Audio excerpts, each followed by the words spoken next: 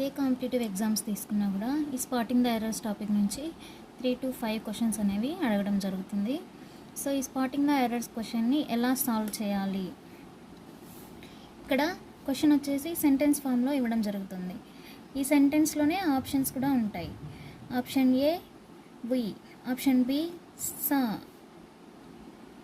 Option C a elephant, option D in the zoo, option E no error. So ఇక్కడ question వచ్చేసి ఒక sentence ఫామ్లో ఇస్తారు. ఈ సెంటెన్స్లో ఉన్న ఎర్రర్ని మనం ఫైండ్ అవుట్ చేయాలి. ఆ ఎర్రర్ ఎక్కడైతే ఉంటుందో అదే వచ్చేసి ఆన్సర్గా మనం సెలెక్ట్ చేయాల్సి ఉంటుంది.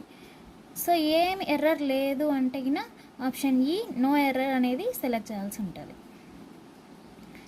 చూసినట్టయితే ఇక్కడ వి సా ఏ ఎలిఫెంట్ ఇన్ ద జూ, ఇక్కడ ఓవెల్స్ గురించి ఐడియా ఉన్న వాళ్ళకి క్వశ్చన్ చూడంగానే అర్థమైపోతుంది.